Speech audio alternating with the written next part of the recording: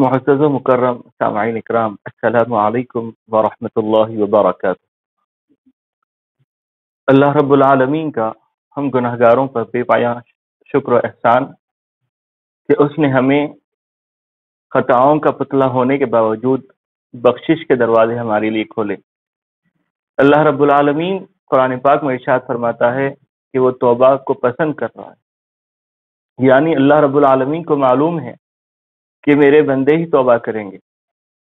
سیدی شیخ الاسلام بانی جامع علیہ الرحمۃ الرضوان اپنی کتاب مقاصد الاسلام کے 8ویں حصے میں ارشاد فرماتے ہیں توبہ کے تعلق سے کہ اگر بندے توبہ نہ کرتے تو اللہ رب العالمین ایک ایسی قوم کو پیدا فرماتا جو گناہ کرتی پھر توبہ کرتی۔ تو پتہ چلا گناہ کرنے پر اللہ رب العالمین بندوں کو معاف کرتا ہے، اور آقا کریم علیہ الصلوۃ والسلام نے فرمایا کہ توبہ وہ ہے کہ بندہ اگر توبہ سے کثرت سے توبہ کرتا رہے تو اللہ رب العالمین کا اس پر بے پایاں فضل و احسان ہوا کرتا ہے، اور جو توبہ کرتا ہے، یہاں تک کہ آقا کریم علیہ الصلوۃ والسلام نے خود فرمایا کہ میں دن میں 100 مرتبہ توبہ کرتا ہوں، جبکہ وہاں پر توبہ کا تصور بھی نہیں۔ کیونکہ نبی کریم علیہ الصلوۃ والسلام سے گناہ سرزد ہونے کا امکان ہی نہیں تھا، بلکہ آقا کریم علیہ الصلوۃ والسلام نے یہ عمل کر کر خود بتلا دیا کہ لوگوں توبہ کثرت سے کیا کرو، اور پھر جو بندہ توبہ کرتا ہے اللہ رب العالمین اس سے بڑا خوش و پاک شاہد ہے، اور اللہ رب العالمین ان کو پاکیزہ کر دیتا ہے۔ اور آج ہم توبہ کر بھی لیتے ہیں مگر پھر دوبارہ وہی توبہ کی طرف، وہی گناہ کی طرف بڑھتے ہیں۔ تو معلوم ہوا صرف دل زبان سے توبہ کرنا یا ہاتھوں سے توبہ کرنا یہ توبہ نہیں، بلکہ توبہ کو بھی اس سے توبہ ہوتی۔ تو معلوم ہوا کہ صحابہ اکرام کی زندگی اگر ہم اٹھا کر دیکھیں، سیدی شیخ الاسلام نے اس کتاب میں کیا خوب باتیں بیان کی ہیں۔ پتہ چلتا ہے کہ ایک صحابی نے سے زنا ہو گیا تو سرکار ختم مرتبہ صلی اللہ تعالی علیہ وسلم کی بارگاہ بے کس پناہ میں حاضر ہوئے اور عرض کی یا رسول اللہ مجھ سے گناہ سرزد ہو گیا، مجھ پر حد جاری کریں۔ آقا کریم علیہ الصلوۃ والسلام ان کی بات کو سنتے رہے اور خاموشی اختیار کیے ہوئے تھے۔ وہ بضد کھڑے ہو گئے اور کہنے لگے یا رسول اللہ مجھ سے گناہ ہو گیا، مجھ پر حد جاری کریں۔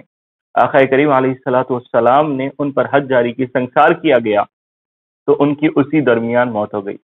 تو اس واقعے سے پتہ یہ چلا کہ صحابہ اکرام گناہ کو اس طرح اپنے اوپر سمجھتے تھے گویا کہ وہ وبال جان ہے، کیونکہ دنیا کی جو تکلیف ہے، دنیا کا جو سزا ہے وہ آخرت کی سزا سے بہت کم ہے۔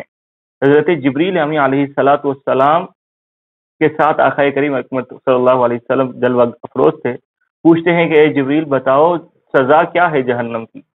تو حضرت جبریل فرماتے ہیں کہ جہنم کی سزا معمولی سی یہ ہے کہ انسان کے پیروں میں جوتیاں پہنا دی جائیں گی، جس کی حرارت اور گرمی کی وجہ سے انسان کے دماغ کان اور ناک کے ذریعے باہر نکلیں گے۔ تو معلوم ہوا سب سے چھوٹی سزا کا یہ معاملہ ہے۔ تو صرف اس کے پیروں پہ جب سزا دی جاتی ہے تو سارے جسم پر سزا نہیں دی جاتی۔ جب پیروں سے سزا دی جا رہی ہے تو اس کا دماغ پگھل رہا ہے۔ اور پھر ایک خاتون سرکار ختم مرتبہ صلی اللہ علیہ وسلم کی خدمت بابرکت میں حاضر ہوئی اور اس کی یا رسول اللہ صلی اللہ تعالی علیہ وسلم مجھ سے زنا ہو گیا، میرے پیٹ میں فلاں گناہ کی اولاد موجود ہے۔ تو آقا کریم علیہ الصلوۃ والسلام سے عرض کرنے لگی یا رسول اللہ آپ مجھ پر حد جاری کریں۔ تو آقا کریم صلی اللہ علیہ وسلم نے فرمایا کہ تم اس کے پیدا ہونے پر واپس آنا۔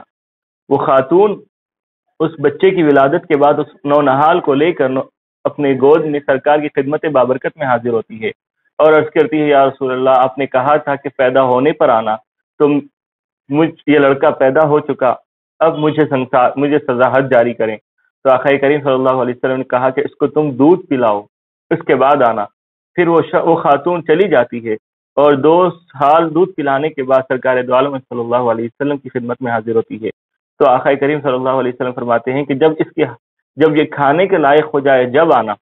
پھر وہ خاتون چلی جاتی ہے اور پھر جب بچہ روٹی پکڑ کر اپنے ہاتھ سے کھانے کا لائق ہو جاتا ہے تو وہ خاتون لڑکے کے ہاتھ میں روٹی کا لقمہ دے کر سرکار کی خدمت بابرکت میں حاضر ہوتی ہے اور عرض کرتی کہ یا رسول اللہ صلی اللہ علیہ وسلم مجھ پر حج جاری کریں، اب یہ بچہ کھانے کے بھی قابل ہو گیا ہے۔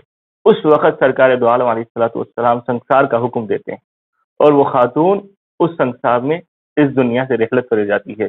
تو معلوم ہوا اپنی گناہ کو صحابہ کرام اور صحابیات رضوان اللہ تعالی علیہم اجمعین اپنی زندگیوں پر اس طرح وبال جان سمجھتے تھے کہ گویا اگر اس زندگی میں، اس دنیاوی زندگی میں سزا مل جائے تو آخرت کی سزا بہت کم ہو جائے گی، بلکہ نہیں کے برابر ہو جائے گی۔ اگر اس دنیا میں اس سزا نہ ملے تو قیامت میں اس کی سزا کے ہم کس طرح برداشت کریں گے؟ تو اتنا خوف و ولولہ اپنے دلوں میں رکھا کرتے تھے۔ سیدی شیخ الاسلام نے بڑا مفصل واقعہ اس کتاب میں درج کیا۔